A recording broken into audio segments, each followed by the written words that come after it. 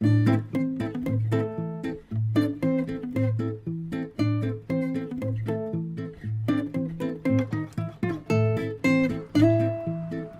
powder is a dry chemical leavening agent, a mixture of a carbonate or bicarbonate and a weak acid, and is used for increasing the volume and lightening the texture of baked goods. Baking powder works by releasing carbon dioxide gas into a batter or dough through an acid-base reaction, causing bubbles in the wet mixture to expand, thus leavening the mixture. Baking powder was discovered by English food manufacturer Alfred Bird in 1843. Breads made by chemical leavening are called quick breads.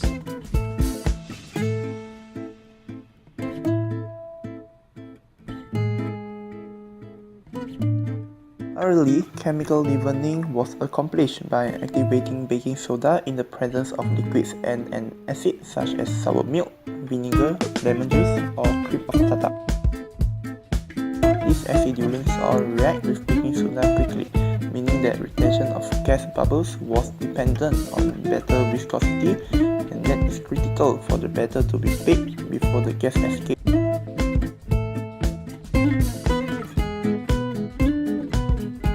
Generally, 1 teaspoon or 5 grams or 0.18 ounce of baking powder is used to raise a mixture of 1 cup or 125 grams of flour, 1 cup of liquid, and 1 egg. However, if the mixture is acidic, baking powder's additional acid will remain unconsumed in the chemical reaction and often lend an unpleasant taste to food. High acidity can be caused by ingredients like buttermilk, lemon juice, yogurt, citrus, or honey. When excessive acid is present, some of the baking powder should be replaced with baking soda. For example, 1 cup of flour, 1 egg, and 1 cup of buttermilk requires only half teaspoon of baking powder. The remaining leavening is caused by buttermilk acid reacting with 1/4 teaspoon of baking soda.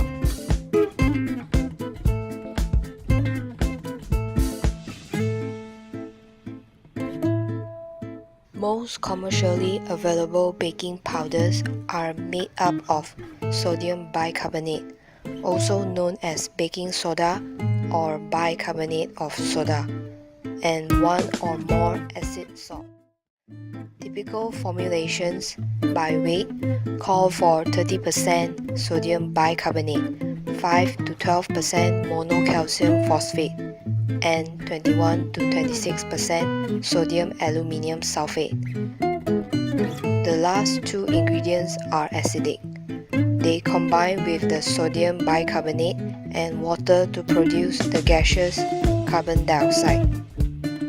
The use of two acidic components is the basis of the term double acting. Another typical acid in such formulations is cream of tartar, a derivative of tartaric acid. Baking powders also include components to help with the consistency and stability of the mixture.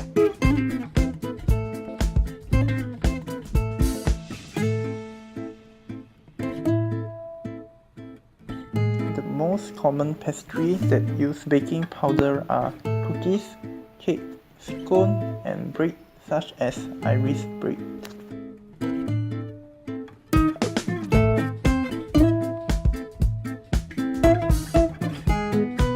Baking soda, as known as sodium bicarbonate, is a chemical compound.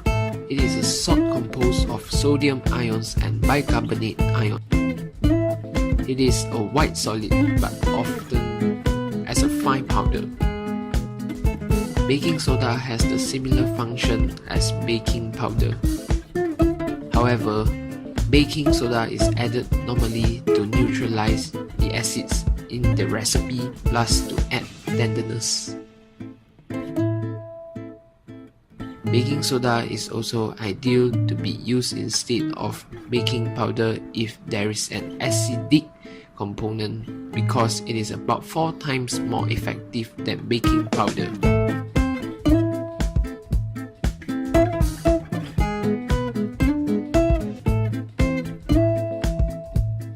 Ancient Egyptians used a naturally occurring form of baking soda, sodium bicarbonate, called natron, in the mummification process. Sodium bicarbonate was first used in baking in 1843 by Alfred Bird, who is credited with inventing baking powder for his wife who was allergic to yeast.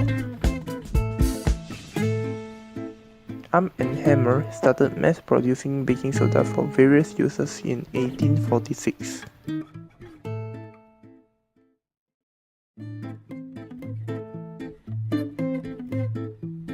For cooking, baking soda is primarily used in baking as a leavening agent.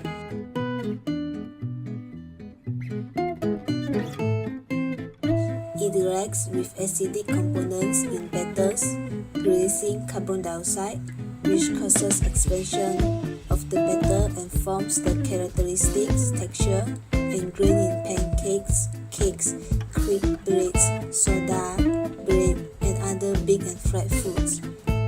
Acidic compounds that induce this reaction include phosphates, cream of tartar, lemon juice, yogurt, buttermilk, cocoa, and vinegar. Baking soda may be used together with sourdough, which is acidic, making a lighter product with a less acid taste. For medical uses and health, sodium bicarbonate mixed with water can be used as an antacid to treat acid indigestion and heartburn. Its reaction with stomach acid produces salt, water, and carbon dioxide. In sport, small amounts of sodium bicarbonate have been shown to be useful as a supplement for athletes in speed-based events, such as middle distance running, lasting from about 1 to 7 minutes. However, overdose is a serious risk because sodium bicarbonate is slightly toxic, and gastrointestinal irritation is one of particular concern. Additionally, this practice causes a significant increase in dietary sodium. Sodium bicarbonate is mainly prepared by the Solvay process, which is the reaction of sodium chloride, ammonia, and carbon dioxide in water. Baking soda and baking powder are both leaveners used in baking, but they are chemically different. The easiest way to explain it is that baking soda is a base. It is an alkaline. When you mix a base, baking soda, with an acid, vinegar, you get a reaction, bubbles. So if you encounter a baking recipe that uses baking soda, often that recipe will have an acidic element as well, such as vinegar, lemon juice, buttermilk, molasses, or yogurt. When the two come into contact, bubbles of carbon dioxide are formed, creating the leavening in your dough or batter. Baking soda will also create leavening on its own when it is heated, but unless it is balanced with an acidic ingredient, the resulting taste may be metallic. So, how long do baking soda and baking powder last? It depends on storage conditions. Baking soda can last quite a long time if stored sealed in a cool, dry space. Baking powder, however, is problematic. It can last 3 months, or it can last a year. If you are in a humid environment, once opened, baking powder might not last more than a few months. So, how do you test if your baking soda or baking powder are still good? The easiest way to test baking soda to see if it is still good for leavening is to put some in a small bowl and add a little vinegar to it.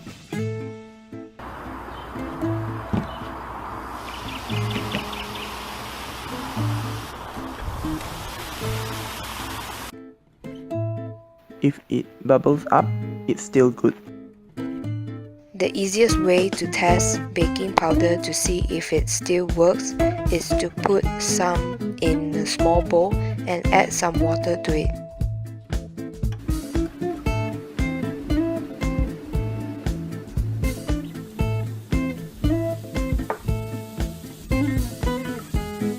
If it foams up, it's still good.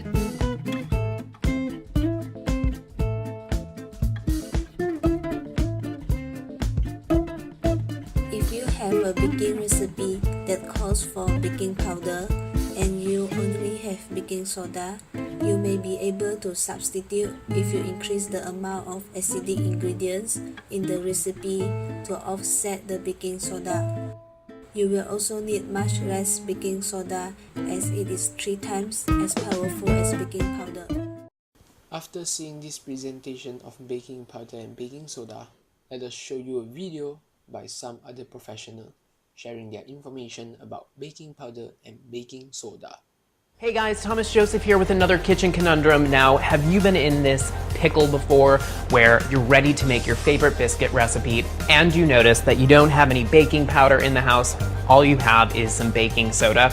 Well, today I'm going to share with you what you can do if you are missing this ingredient and you need to substitute, and also what these ingredients actually are and how they leaven baked goods. So, hopefully you'll avoid the conundrum of a flat, flaky-less biscuit like the one I have here. So let's get started.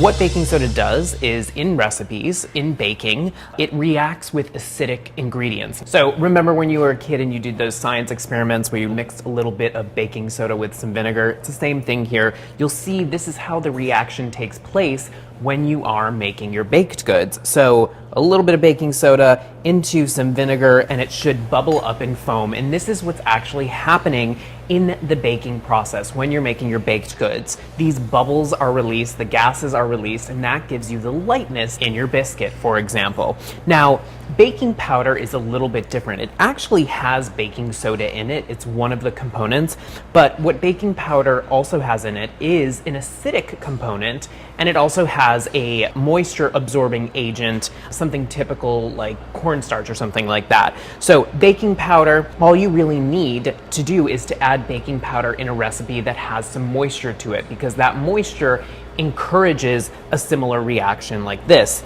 Most baking powders out there on the market are what you call double acting. So not only do they react when you have a ingredient that has a lot of moisture to it, but it also reacts with heat. So it starts leavening when you mix your batter or your cookie dough together, and then it also works when you put it in the oven. So there are 2 stages at which the baked good is being leavened. And to demonstrate that, I have some hot water here. Now the water, that's the moisture ingredient, so that will encourage the first reaction, and it's hot, so the heat reaction will also activate at this time. So sprinkling in a little bit of the baking powder, you should get this bubbling up, and again, those bubbles create the leavening, and that's what gives you the lightness in your baked good.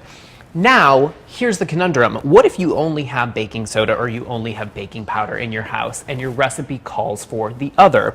Well, say your recipe calls for 1 teaspoon of baking soda, you're going to need 3 times as much baking powder in that recipe. If your recipe calls for a teaspoon of baking powder and you only have baking soda, you'll need to use about 1/3 of a teaspoon of baking soda. And since you're missing in baking soda the acidic ingredient in the box, you need to add a little bit of acid to your recipe as well. So that would be about 1 teaspoon of lemon juice. You could use yogurt, you could use a little bit of buttermilk as well. You might get a slightly different taste when you substitute here, but you will in fact get that leavening that you need. So there you go, guys. If you're ever in a pinch, if you have this conundrum, now you know how to substitute and you know how baking soda and baking powder work.